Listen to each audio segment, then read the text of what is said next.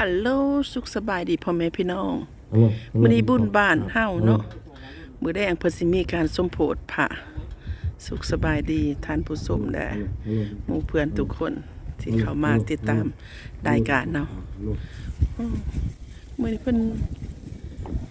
มื้อแดงเพิ่นสิมีอันนี้เจ้าภาพบวงสรวงสบายดีเลยงาม เดี๋ยวมันจะเฮ็ดใหม่เฮ็ดใหญ่ๆงามๆกว่านี้ปีนี้มันเฝ้าเนี่ยก็เลยได้จัดได้เล็กๆน้อยโอ้งาม ๆ เว้ย โฆษณานุ่งกันเด้อสาธุเด้อ สาธุนะครับ สาธุเพิ่นสิเฮ็ดบวงสรวง เอาเปล่าสิขาเทวดาลงมา ประเทศบวงสรวงกันหน่อย มาทำจุดทูบทุก โด คน ยพวกผู้เฒ่าผู้หนาว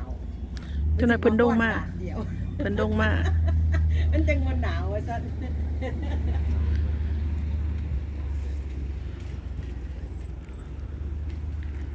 โอ้อากาศหนาวๆมื้อนี้เพิ่นสิเฮ็ดบวงสรวงบวงสรวง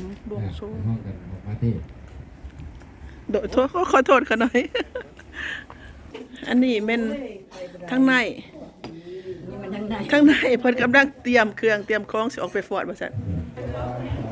มิเชโย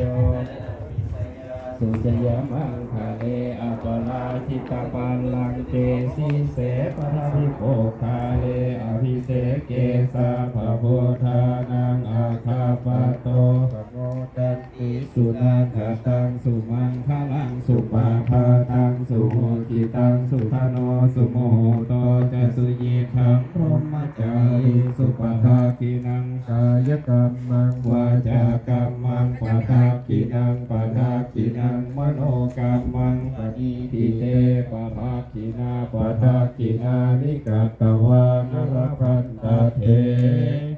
ปะทากินี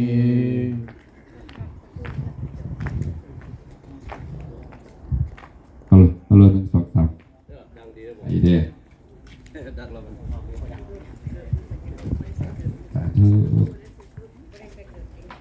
ตั้งมานั่งนิมนต์เลยนิมนต์ขอให้หลบเอานิมนต์บนสะพาน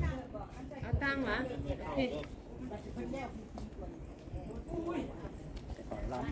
เลยลืมเนี่ย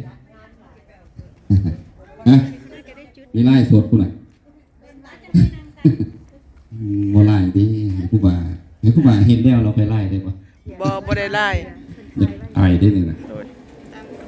มีตังเอาสาดมีตัง เอาตังมานั่งมาเด้อผู้ใดอยากต่อพรน้ำปูสมัย